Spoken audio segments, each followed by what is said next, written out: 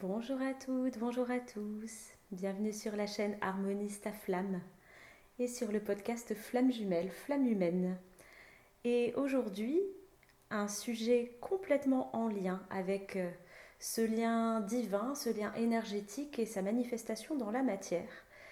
On m'a posé la question récemment de la coupure énergétique qu'on ressent sur le lien entre soi et l'autre en deuxième partie de parcours. Et j'ai envie aujourd'hui d'élargir en fait cette question et d'expliquer sous un autre prisme pourquoi ce parcours prend autant de temps, vraiment sur le prisme énergétique. Je parle beaucoup sur cette chaîne et on entend beaucoup parler de tout le nettoyage des blessures, du karmique, du transgénérationnel, mais il y a aussi une grande partie énergétique à prendre en compte. Et c'est ce que j'ai envie d'aborder dans cet épisode.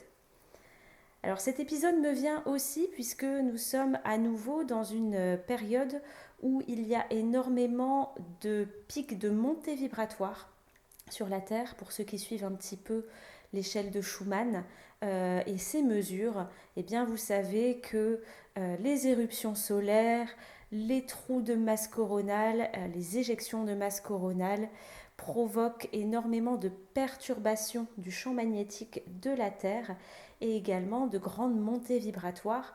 Et bien entendu, quand on est sur un parcours d'éveil, eh bien, on est câblé pour ressentir dans notre corps et dans tous nos corps, le corps physique et les corps éthériques, toutes ces modulations, dirons-nous, qui se rajoutent aux modulations naturelles de la nouvelle lune, de la pleine lune et j'en passe.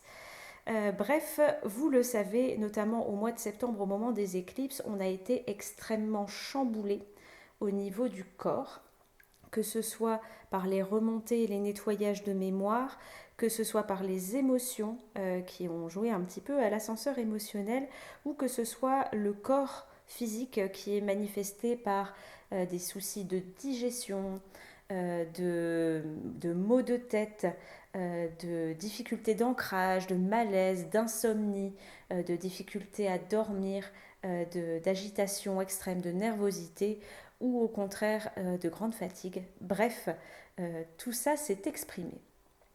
Et c'est là que je voulais en venir aujourd'hui sur ce lien énergétique. Tout le monde se souvient, je pense, si vous êtes sur ce parcours de flammes jumelles, des moments de reconnexion à l'autre, d'un point de vue énergétique. Alors, il y a deux possibilités. Il faut savoir que quand on se reconnecte à son autre, d'un point de vue énergétique, c'est comme si deux aimants de polarité opposée, le plus et le moins, se retrouvaient et s'attiraient inévitablement. Quand on prend une pile et qu'on l'ajoute à une deuxième pile, l'énergie monte. C'est mathématique, c'est physique. C'est pour ça que vos appareils électroniques généralement fonctionnent avec deux piles et non pas une, et que les polarités sont inversées. Vous les mettez pas dans le même sens. Eh bien, chez les flammes jumelles, c'est pareil. Et cette reconnexion crée une décharge d'énergie dont généralement on se souvient assez fort. C'est-à-dire que soit on est dans un état comme si on avait bu 10 ou 15 cafés, impossible de dormir avec énormément d'agitation, de secousses, des montées de kundalini, des bouffées de chaleur, tout ce que vous voulez. Et quand l'autre repart, eh bien c'est comme si on était privé de notre shoot. Et là, l'énergie redescend et on met 3 ou 4 jours à s'en remettre. Ça, ce sont des variations énergétiques. Et dans ce lien de flammes jumelles, les variations énergétiques sont monnaie courante tout au début du parcours. C'est-à-dire qu'à chaque fois qu'on voit l'autre, à la fois on s'élève vibratoirement. C'est d'ailleurs ce que le deuxième cheminant vient rechercher aussi, sans mettre des mots dessus, chez le premier. C'est que le premier cheminant augmente l'énergie du deuxième simplement en étant au contact du deuxième cheminant. Et quand il repart, du coup, c'est quelque part une forme de vampirisme énergétique, le premier cheminant, lui, ayant donné de l'énergie sans s'en rendre compte, est vidé. Ça doit s'équilibrer au fur et à mesure. Et dans ces premiers allers-retours, vous vous doutez bien que si on restait en contact 24 heures sur 24, 7 jours sur 7, à proximité physique, eh bien, vibratoirement parlant, on ne tiendrait pas le choc. Parce que c'est épuisant, on ne peut pas rester dans cet état de 10 cafés par jour 24 heures sur 24, de même qu'on ne peut pas rester épuisé 24 heures sur 24. Donc les allers-retours servent aussi à ça, à ce que chacun se recentre, récupère de l'énergie. Sachant que, bien évidemment, c'est de l'adaptation. Ça ne veut pas dire qu'on ne supportera jamais ces montées vibratoires toute notre vie, bien sûr que non. Mais il y a besoin progressivement de s'y adapter. C'est un petit peu comme, je vais prendre un exemple un peu trivial, mais si vous voulez changer d'alimentation, intégrer davantage de légumineuses, par exemple je pense aux lentilles, et que vos intestins n'ont jamais mangé de légumineuses, eh bien avec les fibres qui sont rajoutées par les légumineuses, il est probable que si vous passez de rien à manger des légumineuses tous les jours, ça ne se passe pas très bien dans votre intestin. Donc vous allez y aller progressivement, vous allez commencer par une fois par semaine et laisser au corps le temps de s'adapter et d'évacuer, et puis ensuite 2 fois par semaine, puis 3 fois, etc. etc. C'est exactement la même chose au niveau du lien énergétique chez les flammes jumelles. Donc toutes ces périodes de silence, de séparation, ou d'aller-retour si vous êtes en contact mais qu'il y a ces fameux silences radio au milieu, eh bien ce sont des périodes d'adaptation du corps où le corps a le temps d'intégrer cette nouvelle vibration, de rester à cette vibration plus haute et puis de se préparer à la prochaine marche. Sauf qu'à un moment donné dans le parcours, au moment de l'étape que certains appellent le switch, c'est-à-dire au moment où le premier cheminant, à force de travail sur lui, de nettoyage, eh bien, a également augmenté très fort sa vibration, le décalage énergétique est tellement grand entre le premier cheminant et le deuxième que rester à proximité, rester en contact n'est plus possible et même rester lié par cette énergétique n'est plus possible, sinon le premier cheminant redescendrait systématiquement vibratoirement.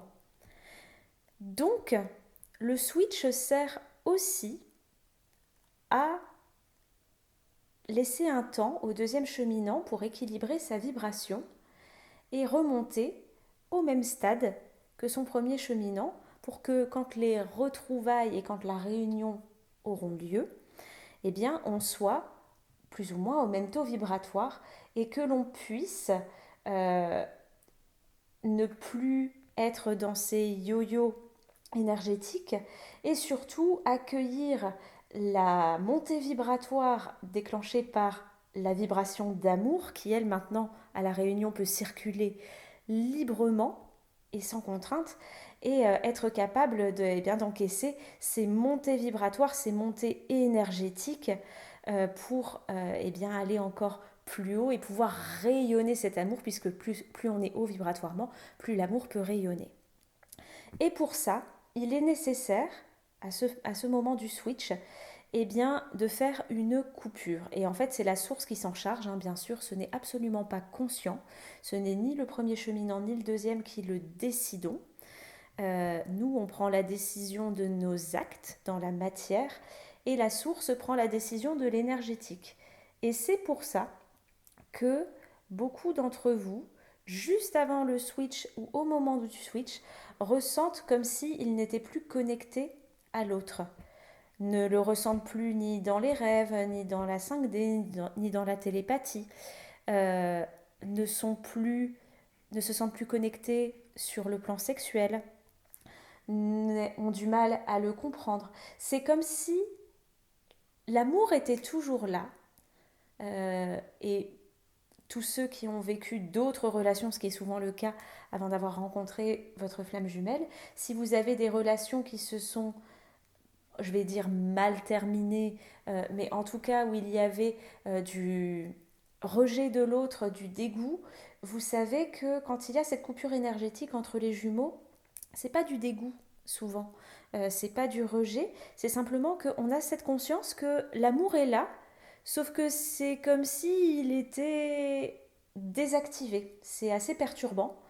On sait qu'il est là, mais on le ressent plus. Il n'y a plus les ressentis émotionnels et énergétiques. Et en fait, cette coupure est nécessaire pour que le premier cheminant puisse se stabiliser et arriver à cette étape que j'aime appeler la plénitude, que d'autres appellent la complétude, c'est-à-dire ce moment où tout simplement on a suffisamment travaillé sur soi. Ça ne veut pas dire qu'il ne reste rien à faire, ça ne veut pas dire qu'on ne doit plus rien faire, entendons-nous, mais c'est un moment où, quand il y a encore un peu de nettoyage à faire, si on a appris à écouter les signaux de nos corps, à écouter les synchronicités, ça se présente quelque part sur un plateau et c'est comme les dernières bribes, les derniers coups de balai, ça se fait assez vite. Mais c'est aussi une période où le premier cheminant a besoin de stabiliser sa vibration, son énergie et de vivre en fait. Euh, D'accueillir finalement les fruits de tout le travail qui a été fait, d'être posé dans un état d'être stable. Ça ne veut pas dire qu'on est joyeux tout le temps, mais ça veut dire que la joie est présente tous les jours, au même titre que d'autres émotions, que l'amour circule de plus en plus, d'abord en nous et puis autour de nous, et que, eh bien, on, on jouit de la vie, littéralement, au lieu de la subir. Et pour pouvoir faire ça, c'est tout à fait logique que le lien énergétique soit coupé parce que pendant que vous faites ça, en vase communicant, le deuxième cheminant, lui, il est dans sa nuit noire de l'âme. Et c'est à lui de faire le travail que vous avez fait pendant toute cette première partie de parcours pour vous rejoindre. Donc si vous êtes encore connecté énergétiquement à sa vibration à lui, bien évidemment que vous ne pouvez pas vous stabiliser et que ça vous fait redescendre. Voilà pourquoi la source se charge de déconnecter cet énergétique et aussi de le reconnecter au moment juste pour que, quand le moment des retrouvailles, voire de la réunion est possible, vous puissiez bien sûr vous retrouver comme si c'était hier. Et c'est vraiment la magie de ce lien. C'est que le temps n'a pas d'emprise, c'est comme si l'espace n'existait plus. Et on peut avoir quitté l'autre 3 ans avant et le retrouver comme si c'était la veille. Voilà ce que j'avais envie de vous dire pour aujourd'hui sur ce lien énergétique. Je rajouterai que, bien évidemment, ça vient se mêler à toutes les énergies subtiles dont j'ai parlé au début, les pleines lunes, les nouvelles lunes, les éruptions solaires, etc. Et que accepter d'être doux avec son corps, avec ses corps, accepter que ça prenne du temps pour tous nos corps, d'intégrer tous ces nouveaux codes de lumière, toutes ces vibrations, de s'élever, parce que c'est fatigant, c'est chamboulant et qu'il y a des moments où on en a ras-le-bol. C'est aussi comprendre pourquoi ce parcours prend du temps. Ça ne veut pas dire qu'on est forcément d'accord avec ça, mais ça c'est notre ego et nos souffrances qui cherchent à nous protéger, à rester dans un ancien système. Mais à partir du moment où on peut accepter que c'est comme ça, qu'on aimerait que ce soit autrement, mais que écologiquement parlant pour notre corps ce serait impossible de faire autrement, ça permet d'avoir un nouvel angle de compréhension et de mieux accepter ce cheminement et ce parcours. Voilà pour aujourd'hui. Je vous laisse comme d'habitude, si vous le souhaitez, partager en commentaire ce que ça vous inspire, ce que vous avez vécu au niveau montée et baisse énergétique dans votre parcours. Si vous avez besoin d'y voir plus clair sur votre parcours et d'équilibrer cette énergétique, sachez que je fais de la sonothérapie énergétique où j'allie les fréquences vibratoires des musiques pour orchestre d'harmonie, du chant, de la flûte traversière pour aller travailler vraiment sur des fréquences avec des systèmes de soins énergétiques, le soin d'Isis, le soin de Marie-Madeleine, le soin Laoshi, pour pouvoir aider le corps justement à encaisser ces chocs vibratoires, à se rééquilibrer, à évacuer l'électricité en trop, à aider les émotions à se libérer, à circuler et à rééquilibrer le corps et les organes. Donc, si ça vous parle, je vous invite dans la barre de description à aller consulter mon site internet ou à m'envoyer un petit message. Je vous souhaite une très belle journée, je vous embrasse et je vous dis à très vite pour un nouvel épisode.